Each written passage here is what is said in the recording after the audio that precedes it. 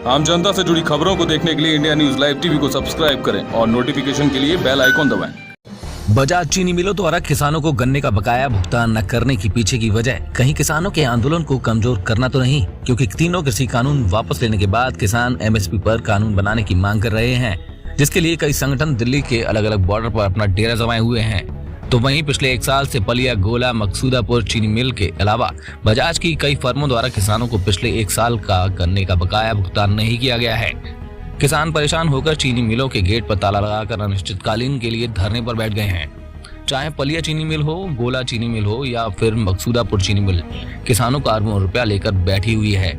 किसानों की हालत ऐसी हो गई है कि किसी ने अपनी बेटी की शादी करनी है तो किसी ने अपने बच्चों की फीस भरनी है, लेकिन उनकी फसल का पैसा ना मिलने के कारण उनके काम अधर में लटके हुए हैं। तो वहीं गोला में चीनी मिल मालिक कुशाग्र बजाज के अलावा 4 लोगों पर राष्ट्रीय किसान मजदूर संगठन के कार्यकर्ताओं ने मुकदमा दर्ज कर दिया है। लेकिन मुकदमा समस्या का हल नहीं, क्योंकि मुकदमा दर्ज करने से भी तो किसानों का पिछले 1 साल का अरबों रुपया अभी भी चीनी मिल देने को तैयार नहीं है। शाहजहांपुर की बंडा क्षेत्र में बनी मकसूदापुर चीनी मिल का तो हाल और भी ज्यादा खराब है, जहां चीनी मिल द्वारा लगभग किसानों का 75 करोड़ के करीब पैसा है। जैसे सुप्रीम कोर्ट के सख्त निर्देश के बाद भी चीनी मिल की हठधर्मी के चलते किसानों का पैसा नहीं दिया गया, जिससे नाराज किसानों ने आज तीसरे दिन भी चीनी मिल का गेट बंद रखा, जिसकी सूचना पर एसडीएम पोवाया के अलावा सीईओ पोवाया मकसूदापुर चीनी मिल के गेट पर चल रहे धरना प्रदर्शन स्थल पर पहुंचे और चीनी मिल के जीएम को बुलाकर काफी देर तक किसानों की समस्याओं का समाधान निकालने की कोशिश की गई, लेकिन कोई हल नहीं निकल सका। जीएम का कहना है कि जब तक सरकार उनकी चीनी नहीं उठाती तब तक वह पैसा देने में असमर्थ हैं। तो उसके लिए यदि किसी की लड़की की शादी है, किसी की गंभीर बीमारी है, उसके लिए शायद एसडीएम साहब के अच्छी तरीके से संज्ञान में भी है, क्योंकि आपके यहाँ से कई एप्लीकेशन आती है और उनको हम अकॉर्डिंगली जो है कंसिडर करके उनका पेमेंट करते हैं। तो वो एक ऑप्शनल व्यवस्था बनाई गई है ताकि भाई किसी की लड़की की शादी है, किसी की कोई बीमारी है, उस केस में वो एप्लीकेशन वो करके आपके थ्रू हमारे पास आएगी।